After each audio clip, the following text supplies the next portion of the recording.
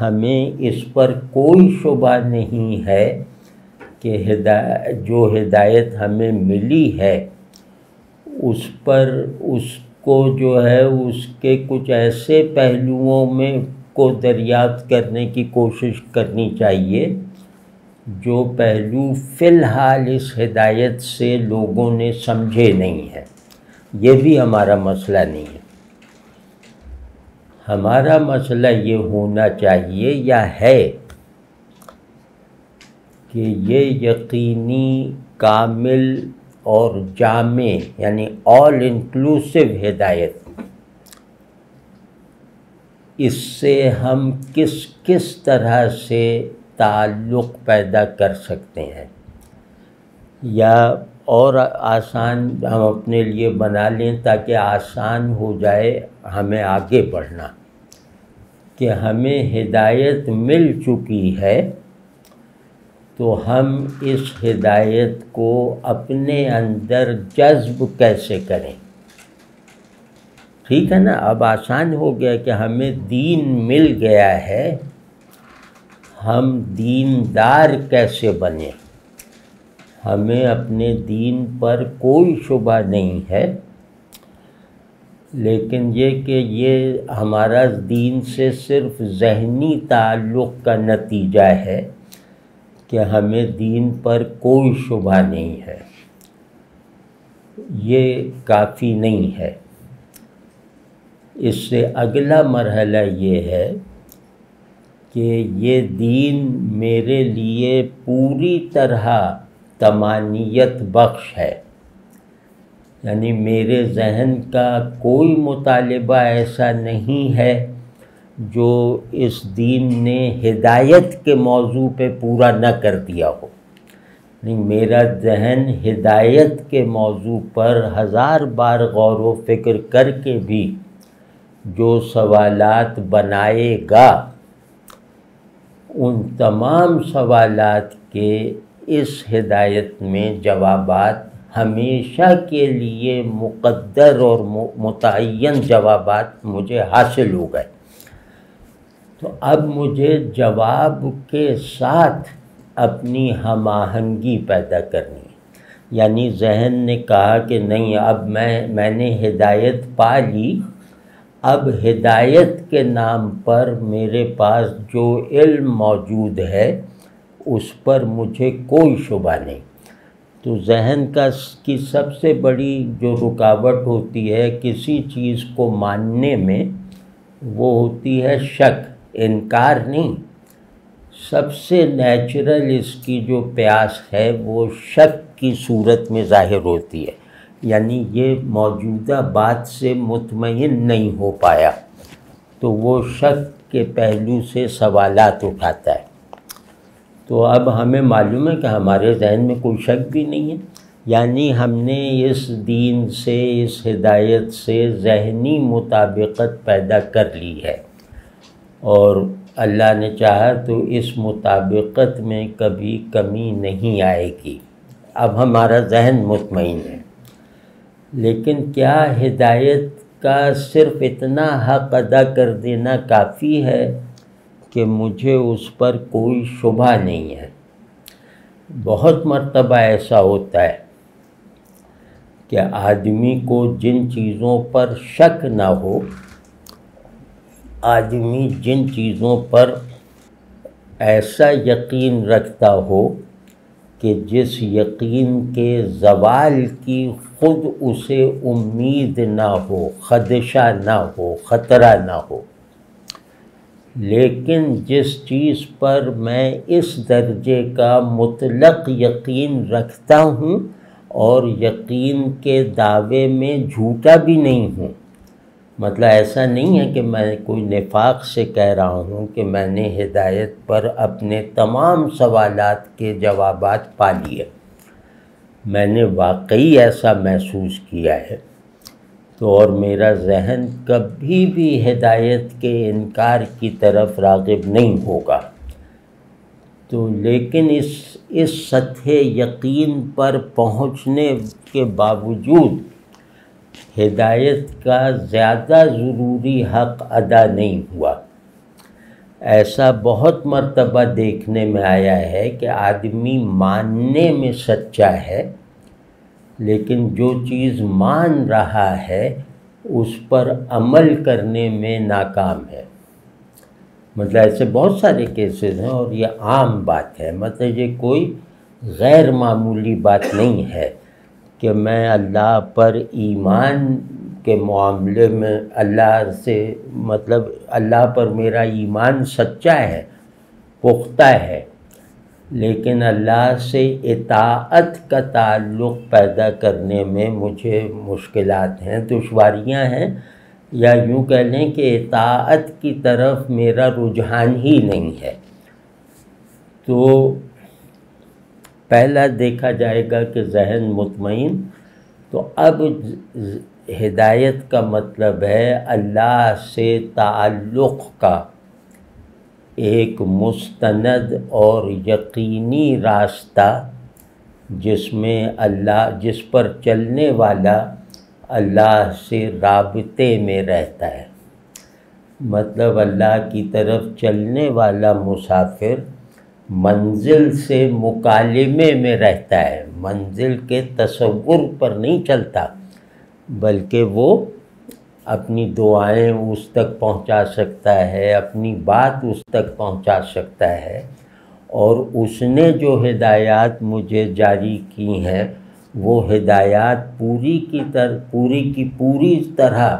ہر صورتحال کے مطابق ہر مرحلہ سفر پر میری رہنمائی کے لیے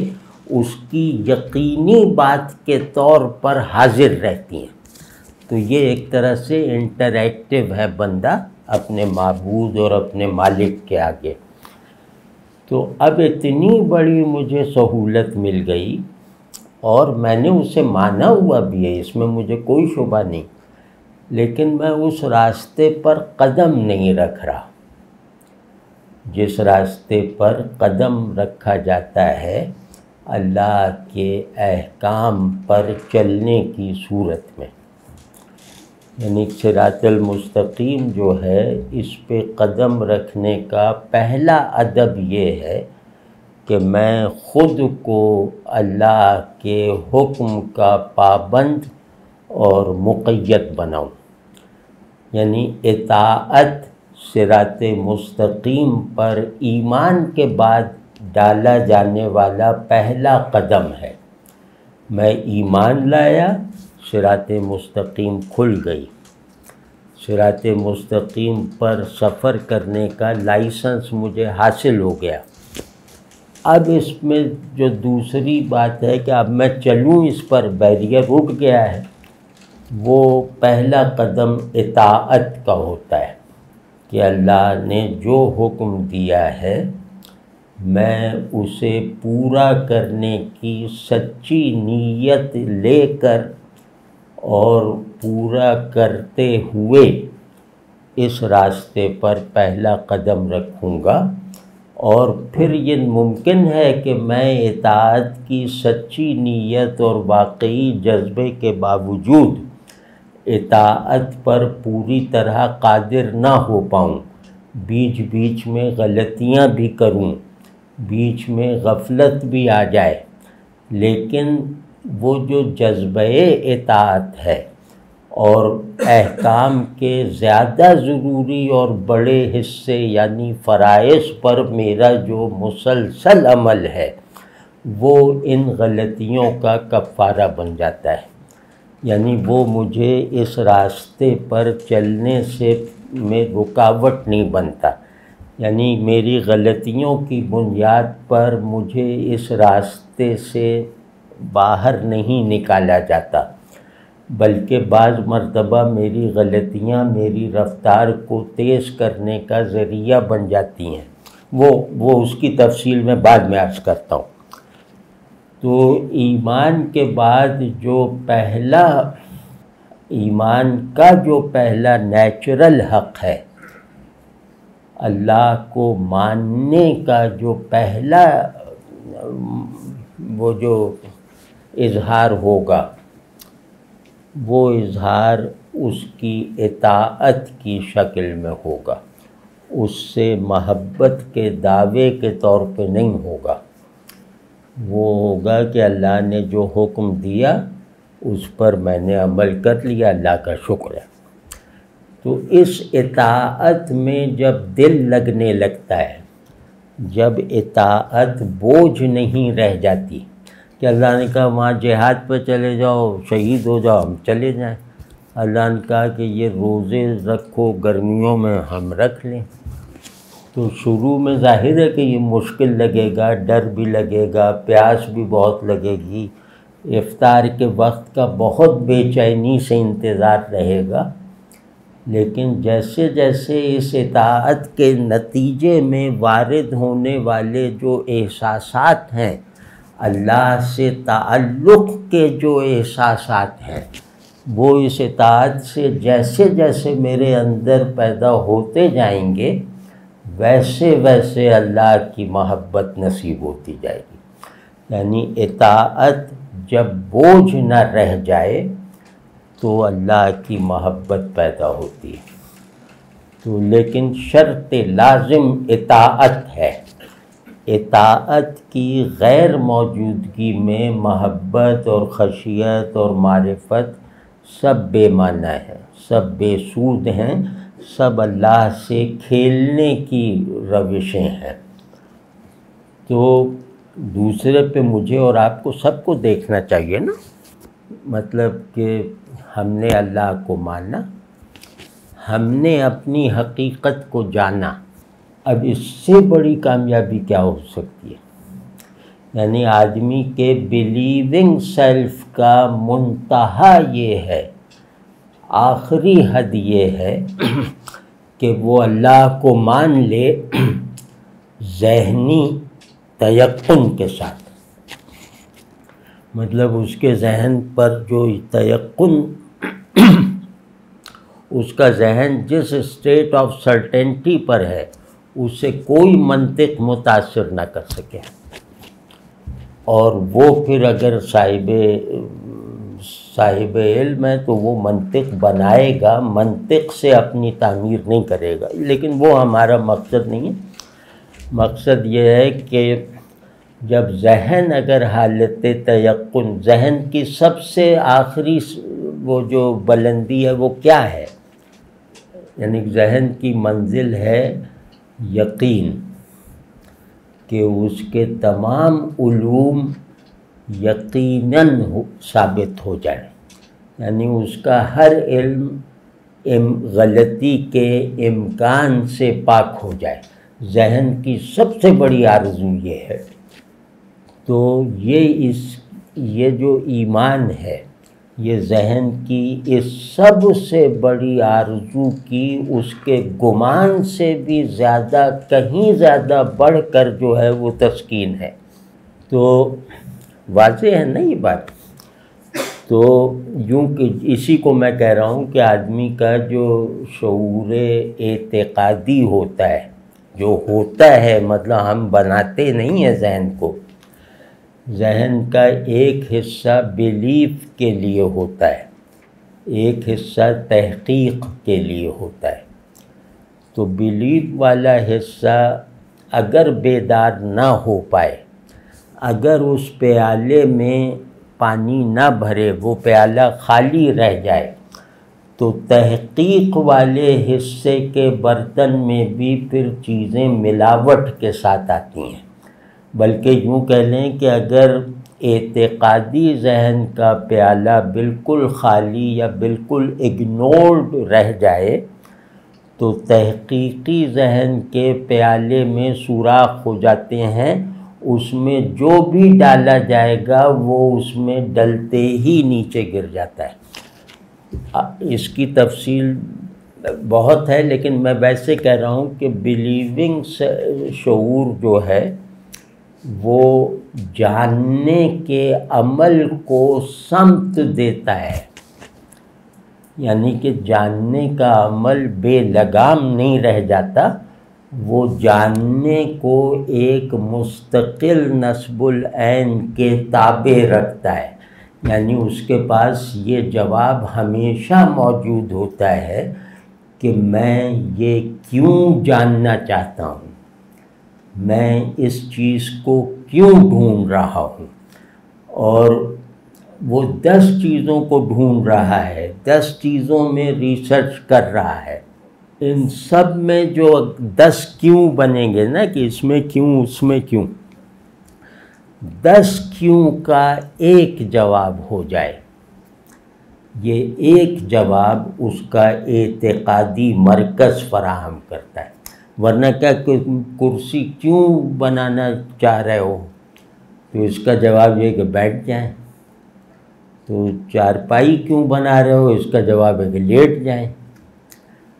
تو اب یہ کیوں کے جوابات مختلف ہو گئے نا، اور غلط نہ ہونے کے باوجود مختلف ہیں اور مکمل نہیں ہیں۔ تو اب اس میں یہ ہوگا کہ وہ جو ایک جواب آئے گا ہر کیوں کا، وہ بلیونگ سیلف، بلیونگ کانشسنس سے فراہم ہوتا ہے۔ اور یہ صرف مذہبی بات میں نہیں کر رہا، یہ ذہن کا کلینکل تجزیہ کرنے کے نتیجے کے طور پہ سامنے آتا ہے۔ وہ یہ کہ کرسی کیوں بنا رہے ہو، جاگنگ کیوں کر رہے ہو، اور نہیں، یہ تو عمل کی ہے نا کہ یہ تم فزکس کی طرف کیوں جا رہے ہو، نفسیات کی طرف کیوں جا رہے ہو۔ اب یہ علمی سرگرمیاں ہیں نا، تو اس کا امیجیٹ جواب بھی درست ہے لیکن ادھورا ہے۔ اس کا مکمل جواب تمام ڈسپلنز میں جانے والوں کی طرف سے جو ہوگا، وہ مثال طور پہ، میں اس پہ وہ نہیں کر رہا کہ یہی ہوگا، نمونے کے طور پہ کہہ رہا ہوں کہ تاکہ ہم حقیقت وجود کے کسی گوشے تک پہنچ جائیں، یعنی ہر علم کیوں کے سوال سے جب گزرتا ہے، ہر علم، تو اس میں یہ چیز مشترک ہوتی ہے کہ ہم وجود کیا ہے کا جو سب سے بڑا سوال ہے، اس کے کسی گوشے تک پہنچ جائیں، فزکس سے، نفسیات سے، یا وہ سائبر سائنسز وغیرہ کی وجہ سے، کسی بھی علم سے۔ اب یہ جو جواب فراہم کیا ہے نا، یہ فزکس کا شعور رکھ کر اس کی طرف تحقیقی نظر ڈالنے والے ذہن نے نہیں کیا ہے، یہ جواب فراہم ہوا ہے اس بلیف اسٹرکچر سے، اس بلیونگ کانشسنس سے جو ورکنگ کانشسنس، یعنی ذہن جو عمل میں رہتا ہے، ذہن جو علوم حاصل کرتا ہے، تحقیقات کرتا ہے، ان کو وہ بے لگام نہیں ہونے دیتا، ان کو کچھ مسلمات کے تابع رکھتا ہے۔ مسلمات سمجھتے ہیں نا کہ کچھ ایسی چیزیں جو یقینی ہیں اور ان کا ثبوت نہیں دیا جا سکتا، جیسے نمبر یقینی ہے، مسلمات ہیں، نمبرز کا ثبوت وجودی کوئی نہیں ہے۔ ثبوت کا مطلب ہے کہ ان کا موجود ہونا دکھا دو۔ تو اسی طرح ٹائم وغیرہ بہت سارے مسلمات ہیں ہمارے، تو جن کو ہم دکھا نہیں سکتے، جنہیں وجود کی تعریف میں لانا مشکل ہے، دکھانا مشکل ہے۔ تو وہ مسلمات جو ہیں وہ آپ کے دماغ کے فعال حصوں کو وہ انہی کے فائدے کے لیے جیسے بھٹکنے نہیں دیتے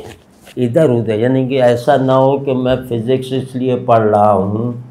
تاکہ میں خدا کا ہونا نہ ہونا ثابت کر سکوں۔ اب ایک آدمی اس لیے پڑھ رہا ہے فزکس، تو اگر اس کے دماغ کا جو مسلمات کا کنٹینر ہے وہ بیدار ہے، تو کہیں گے یہ کیا فضول بات ہے، فزکس تم اس لیے پڑھ رہے ہو کہ میٹا فزکس اپنی تمام تفصیل سے تمہیں معلوم ہو جائے، یہ کیسی جاہلانہ بات ہے، ٹھیک ہے نا۔ کوئی کہے کہ میں میتھمیٹکس اس لیے پڑھ رہا ہوں کہ میں جو ہے وہ اچھا موسیقار بن جاؤں، تو یہ حصہ اسے آ کے کہتا ہے کہ نہیں، تو یہ اس کی غلط ارادی کو، اس کے غلط مفاد کو درست کرتا ہے جو اس نے اس علم سے فرض کر رکھا ہے۔ تو خیر وہ آپ سمجھ گئے نا کہ اگر یہ حصہ نہ ہو جو ذہن کی سرگرمیوں کو بامعنی، ریلیونٹ، پروڈکٹیو اور ایک بڑے آرڈر کے تحت رکھتا ہے، تو پھر کوئی بھی علم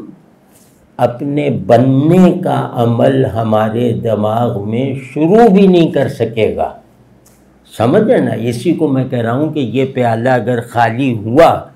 تو اس پیالے میں سوراخ ہو جائیں گے، اس میں پانی تو آتا رہے گا لیکن ٹھہرے گا نہیں۔ یعنی ذہن علم کے جھونکوں کو محسوس کرتا رہے گا، لیکن یہ کہ وہ جھونکے کسی نتیجے تک اسے نہیں پہنچا سکیں گے۔ جو جدید ذہن کا حال ہے اس وقت، جدید ذہن اسی طرح ہے کہ اس کی تمام سرگرمیاں وہ کے نتائج چھلنی میں ڈپازٹ ہو رہے ہیں۔ یہ بڑے بڑے کنٹینر پانی کے بھر کے لاتا ہے اور چھلنی میں ڈال دیتا ہے اور وہ ضائع ہو جاتا ہے۔ تو پہلی بات یہ، مطلب یہ مثال میں نے اس لیے دی کہ پہلی بات یہ کہ دیکھ لو میں نے یقین کیا اللہ پر۔ اب ہم ایمان کے لفظ کو ایک طرف کرتے ہیں اللہ پر۔ ایمان کا مطلب اصل میں ایمان باللہ ہے نا، کہ میں نے اللہ پر یقین کیا، یعنی اپنے بلیونگ سیلف کو اس کی منزل تک پہنچا ہوا دیکھ لیا۔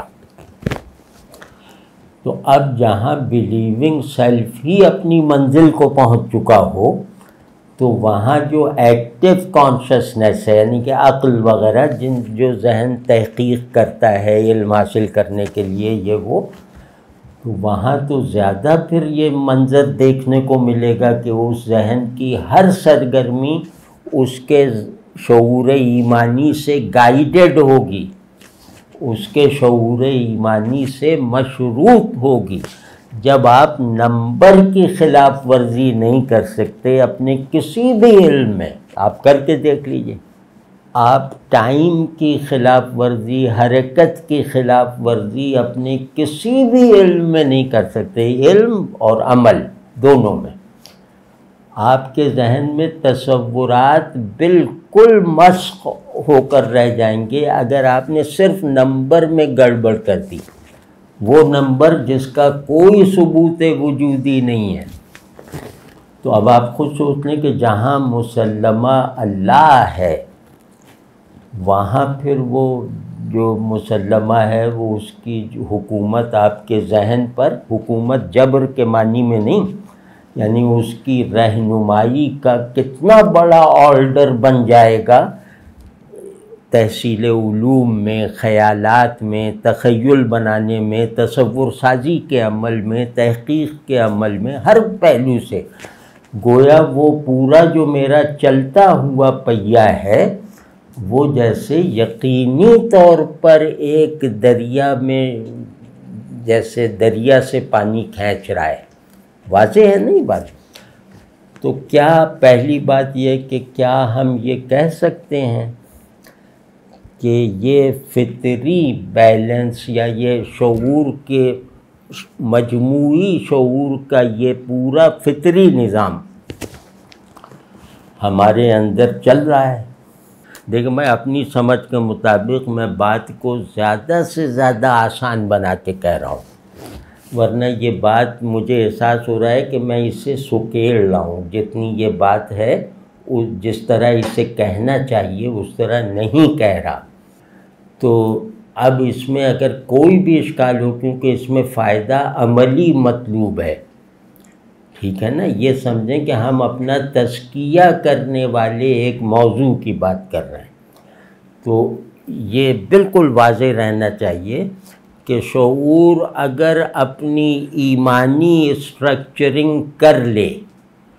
شعور کا وہ حصہ جو اصول رکھتا ہے، جو مسلمات رکھتا ہے، جو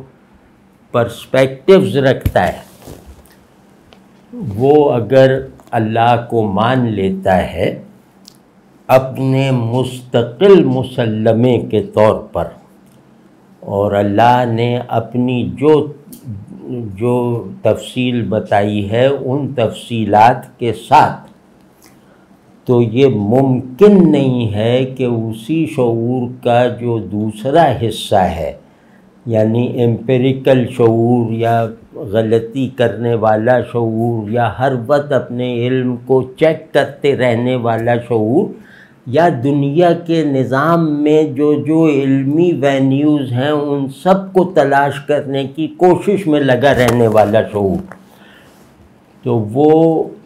ان سے کیسے غیر متعلق رہ سکتا ہے؟ وہ اس اولین مسلمے سے، یہ پرنسپل کیٹیگری آف کانشسنس اسے کہتے ہیں، تو جو ایکٹیو کانشسنس ہے وہ پرنسپل کانشسنس سے بے نیاز کیسے رہ سکتی ہے؟ تصور بنانے والا ذہن مسلموں کی حفاظت کرنے والے دماغ سے منقطع اور لا تعلق کیسے رہ سکتا ہے؟ آپ کے ہر علم چاہے وہ غلط ہو یا صحیح، اس کے پیچھے ایک درست مسلمہ موجود ہوتا ہے، ٹھیک ہے نا؟ تو اگر ہمارا یہ حال نہیں ہے، یعنی ہم ذہن کی پوری تصدیق کے ساتھ یہ کہہ رہے ہیں اور یہ کہنے میں سچے ہیں کہ ہم اللہ کو مانتے ہیں، یعنی میرے دماغ کہہ رہا ہے کہ میں اللہ کو مانتا ہوں، اور میرا یہ ماننا بالکل کرسٹلائزڈ ہے۔ کرسٹلائزڈ کا مطلب یہ کہ اس میں جو ہے وہ کسی بھی طرح کی تبدیلی کا میں امکان بھی نہیں دیکھتا، یعنی حتمی بات ہے۔ تو اب مجھے اپنے آپ سے پوچھنا چاہیے یا اپنا جائزہ لینا چاہیے کہ یہ تو بڑی مہربانی ہے کہ یہ اوپر والا برتن جو گھر کے اوپر واٹر ٹینک ہے وہ تو بھر گیا ہے، اب پانی لائنوں میں آ بھی رہا ہے یا نہیں؟ تو اب یہ ڈھونڈنا کوئی مشکل تھوڑی ہے۔ گھر میں واٹر ٹینک تو بہت بڑا ہے جس میں سمجھو کہ جنت سے پانی آ رہا ہے ڈائریکٹ، تو اب مجھے اپنے وہ سب کو دیکھنا ہے کہ نل کو، کہ اس میں سب جگہ پانی آ رہا ہے لائنوں میں۔ تو جس طرح یہ آسان ہے، یعنی کہ پانی، واٹر ٹینک اور لائنوں کی مثال آسان ہے یہ چیک کرنا،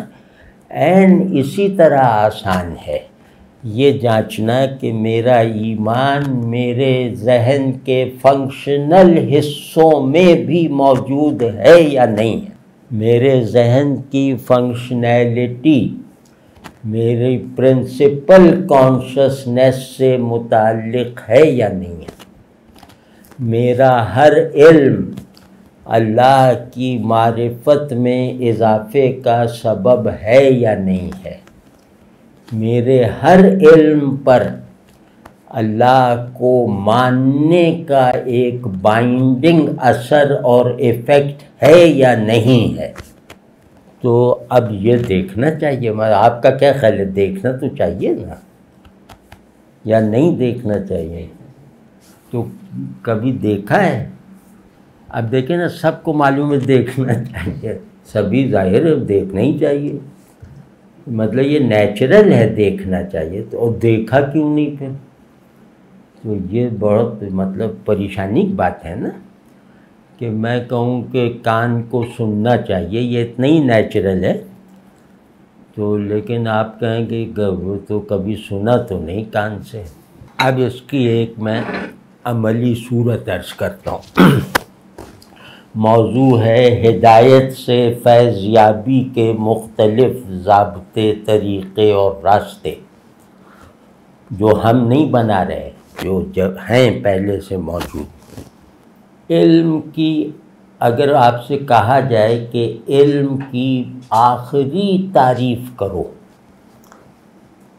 تو وہ کیا ہوگی؟ علم سے مراد دنیاوی علم، مطلب جس میں جو یقیناً فالسیفائیبل ہے، اس کی دنیاوی علم کی جو یقیناً غلط ہو سکتا ہے، جو کبھی کامل نہیں ہو سکتا، جو کبھی مطلقاً صحیح نہیں ہو سکتا، یہ ہے نا علم دنیا۔ تو اس علم کی آخری ڈیفینیشن کر کے بتائیے کہ بھئی یہ دنیا کا علم جو خطا سے پاک نہیں، احاطہ شے کا کر نہیں سکتا، مستقل صحیح جگہ پہ پہنچا نہیں سکتا، تو یہ جو علم ہے اصلی تقاضے تو پورے کر ہی نہیں رہا کہ بھئی آبجیکٹ کو پورا احاطے میں لے آئے، صحیح بات تک پہنچ جائے جس میں کبھی غلطی نہ دریافت ہو سکے۔ تو یہ جو ذہن میں علم حاصل کرنے کے کی قوتیں ہیں، یہ تو اپنی خواہش خود ہی نہیں پوری کر پا رہے۔ مطلب ذہن کی سب سے بڑی پیاس ہے مکمل علم، تو یہ جو صلاحیتیں یہ پیدا ہی مطلب یہ اس خواہش کو پورا کر ہی نہیں پا رہی، حتیٰ کہ پورا کرنے کا دھوکہ بھی نہیں دے رہی کہ چلو خوش فہمی پیدا کرنے کا ہم کر دیں گے، تھوڑا انتظار کرو، انہوں پہلے ہی مایوس کر دے کہ ہم نہیں کر سکتے۔ یعنی تمہاری پیاس کا انکار ہمیں نہیں ہے، لیکن اس پیاس کو بجھانے کے ہم قابل نہیں ہیں۔ اب آپ کے سارے کارندوں نے یہ کہہ دیا، اب کیا کرنا ہے؟ تو یہ جو علم ہے جو ہماری پیاس سے لا تعلق ہے، مطلب اس کا ہاتھ اتنا اونچا نہیں ہے کہ یہ ہمارے منہ میں پانی انڈیل سکے۔ اب اس کا قد کیسے لمبا کیا جائے کہ یہ پانی ہماری پیاس کو بجھانے کے لیے جو ایک وہ انلیٹ ہے وہاں تک پہنچا دے؟ تو اس کے لیے میں پوچھ رہا ہوں کہ علم کی جامع کوئی ڈیفینیشن کیجیے کہ علم در اصل کیا ہے اور وہ ہونا ممکن بھی ہے، علم کا اس درجے کو پہنچنا ممکن بھی ہے جہاں وہ میری اس والی پیاس میں مفید ثابت ہو۔ یعنی آپ اپنے کارندوں کو یہ سکھا رہے ہیں کہ نہیں تم لوگوں کو ابھی سمجھ میں نہیں آیا، طریقہ میں بتا دوں گا، تم لوگ بس اپنا کام کرتے رہو، تم بس پانی لا کے مجھے دیتے رہو، تو وہ پانی میرے پاس ایک موٹر ہے جو اس بلندی تک اس کو اچھال دے گی، پیاس میں اپنی بجھا لوں گا، بس پانی صحیح لاتے رہو۔ یعنی پانی صاف ہونا چاہیے۔ تو وہ صاف پانی کیا ہے جو ذہن اپنی ایکٹیویٹی سے فراہم کر سکتا ہے؟ یہی ڈیفینیشن ہوگی نا۔ سوچا کریں، مطلب زندگی صرف عہدے، آرام، گھر ان کا نام نہیں ہے۔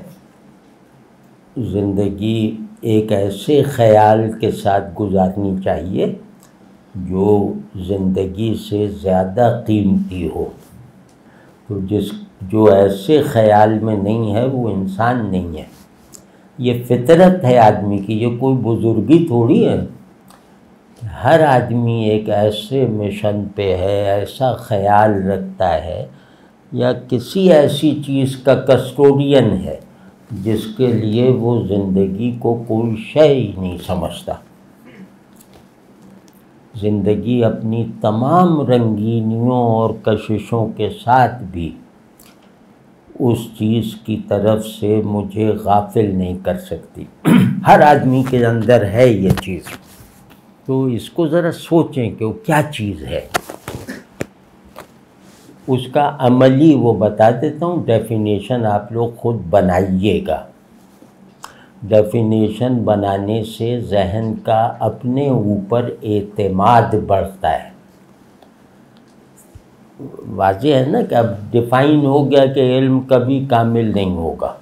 اب یہ ڈیفائن بھی اسی ذہن نے کیا ہے جو علم حاصل کرتا ہے،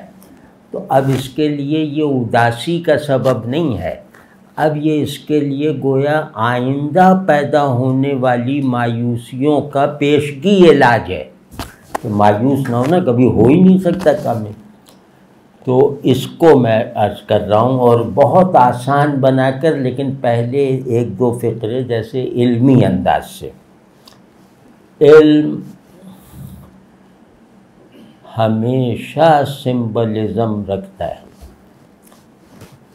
سمبلزم سمجھتے ہیں نا کہ جو میں نے جانا ہے وہ کسی فی الحال انجانے کی نشانی ہے۔ میرا جانا ہوا، میں اس انجانے کی طرف مجھے متوجہ کر دیتا تھا جس کا انجانا پن مجھے معلوم نہیں تھا۔ سمبل کسے کہتے ہیں؟ فارم کو دیکھنا، اور علم فارم کو دیکھ کر علم کی رسائی سے باہر سبسٹنس کا اس بات کر لینے کا جواز حاصل کرنا۔ یعنی میں نے دیوار کو دیکھ لیا، اور دیوار کو دیکھا، اور دیوار پہ ہمارا آپ کا سب کا اتفاق ہے، تو لیکن یہ کہ میں نے اس طرح دیکھ لیا کہ اس دیوار کا جو ایک اوریجن اس کا ودن نیس کے ساتھ ہے کہ بھئی یہ میٹر کا کھیل ہے، تو یہ اپنی ودن نیس کے ساتھ میٹر پہ ختم ہو گئی، مجھے اس کا ایک شجرہ معلوم ہو گیا۔ لیکن اپنے وداؤٹ نیس کے ساتھ کہ یہ پورے نظام وجود کا ایک حصہ ہے، تو میں نے یہ دریافت کر لیا کہ دیوار بنانے والا تو وہ تھا، مجھے معلوم ہے اس کا ایڈریس جس نے دیوار بنائی ہے، لیکن دیوار بنانے والے کو بھی تو بنایا ہے کسی نے۔ اب اس طرح مطلب اپنی اپنی ذہنی استعداد کے ساتھ آدمی اس طرح پہنچتا ہے کہ وہ اس پرائم کاز تک پہنچ جاتا ہے جس کاز کو نہ ماننا جہالت ہے اور جاننا ناممکن ہے۔ حقیقت کی ڈیفینیشن یہی ہوتی ہے کہ جس کو جاننا ناممکن اور ماننا جہالت۔ تو تمام ذہن یعنی مجموعی شعور جو اللہ کی معرفت کو اپنا سارا سرمایہ بنا لے، وہ جب بھی کسی شے کو دیکھے گا اور دیکھنے کے نتیجے میں اسے کوئی بھی دانش، کوئی اویئرنیس حاصل ہوگی، وہ صحیح اور غلط ہونے کا فیصلہ اس کا بعد میں ہوگا، لیکن اس کا اس پہلو سے مفید ہونا پہلے ہی لمحے دانش میں میسر آ جائے گا کہ یہ اللہ کی نشانی ہے۔ اور اس علم میں غلطی کا کوئی امکان نہیں۔ یہ میرا بلیونگ سیلف کہتا ہے کہ اس علم میں غلطی اور ویریفیکیشن دونوں کا کوئی امکان نہیں۔ تو یا کوئی پڑھتا اور لکھتا تو ہوگا، وہ ویریفیکیشن اور غلطی دونوں کا امکان نہ ہونا یہ معرفت کی آخری سطح ہوتی ہے کہ ویریفائیبل نہیں ہے، نہ ہونا حقیقت کا وصف ہے، ذہن کے نقص کے باوجود حقیقت کا وصف ہے۔ تو اس پہ شرمانا نہیں چاہیے کہ کیونکہ ویریفیکیشن جو ہے نا وہ تو پھر یہ ہے کہ دماغ کی ضرورت نہیں، بس آنکھ اور کان لگا لو، ویریفیکیشن تو یہاں تک ہم نے پہنچا دی ہے نا۔ تو خیر، اب یہ تو علمی بات کہی، اس کو عمل میں لانے کا ایک طریقہ ہے، کیونکہ آپ دیکھ لیں جو بھی معلوم ہے وہ ایک نئے نامعلوم کی طرف متوجہ کرتا ہے۔ کوئی معلوم ایسا نہیں ہے جو اپنے پیچھے نامعلوم کی طرف اشارہ نہ کرے، کوئی معلوم ایسا نہیں۔ اسی سے علم کی ترقی ہوتی ہے۔ تو اب میں ایک ایسی بات عرض کرتا ہوں جو عملی ہے، اس کو سمجھنے کے لیے کوشش کی ضرورت نہیں کرنی، نہ اس کو سمجھنے کے لیے کسی پیشگی صلاحیت کی ضرورت ہے۔ ہر آدمی اس کو اپنے عمل میں رکھ سکتا ہے کہ جس خیال میں کوئی چیز ہو یا مشاہدے میں چیز ہو، ہر چیز پر شروع میں کہہ دیا کریں سبحان اللہ۔ ہر چیز سے تعلق کا پہلا جو رسپانس ہے وہ ہو سبحان اللہ یا الحمدللہ، کوئی سا بھی جس میں اللہ یاد آ جائے رغبت کے ساتھ، تو آپ کا یہ مائنڈ سیٹ بن جائے گا۔ دیکھو ہر چیز کہ اسے دیکھ کر تو استغفر اللہ، نہیں آپ کو دیکھ کے استغفر، مطلب کوئی غلط منظر دیکھ کے کہا استغفر اللہ،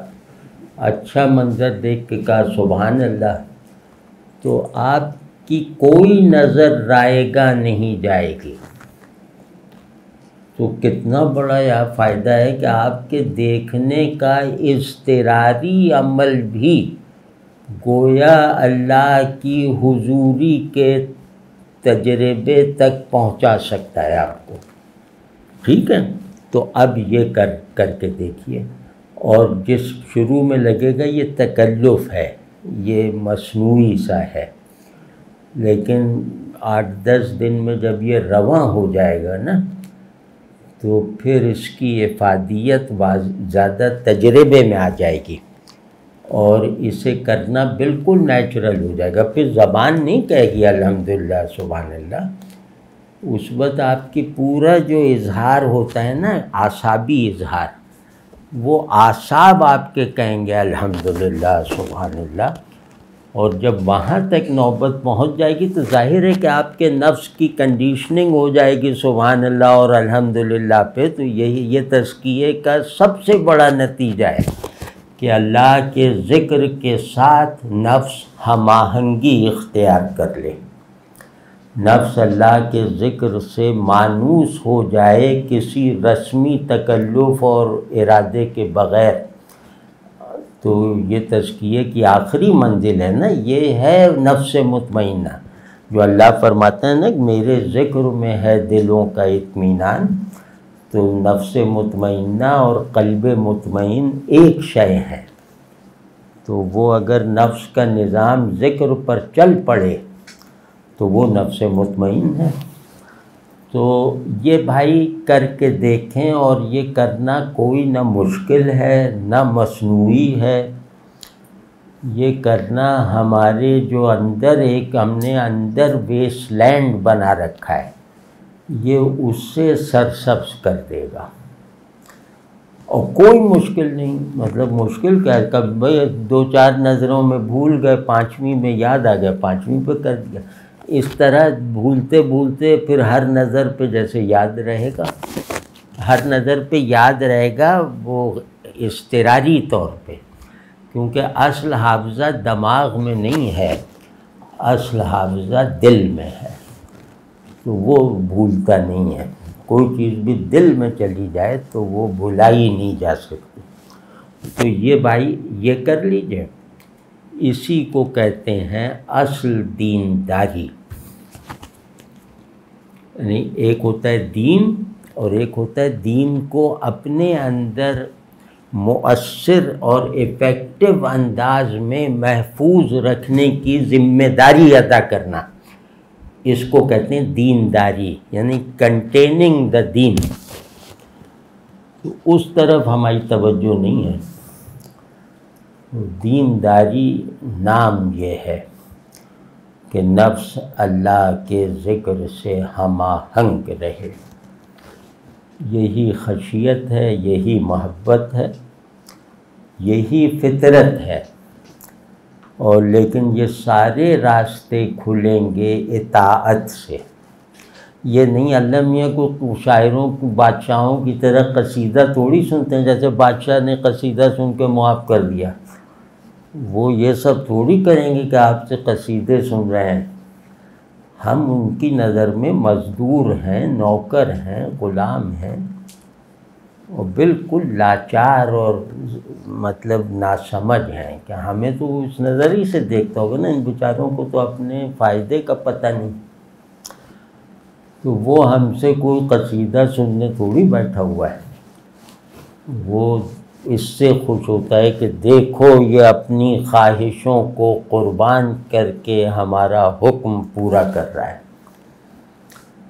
تو سب سے بڑا ورنہ تو قصیدے کہنے کا سب عاشق ہیں، سب بڑے فدائی ہیں، جتنا چاہے دعوے کرتے رہیں کرتے رہیے، تو وہ نہیں۔ اصل چیز یہ ہے کہ نماز کیسی ہے، گناہوں سے پرہیز کیسا ہے، غفلت سے نجات کس حد تک ہے، اور دل کیسا ہے، یعنی نرم ہے، سخت ہے، یہ سب ہے۔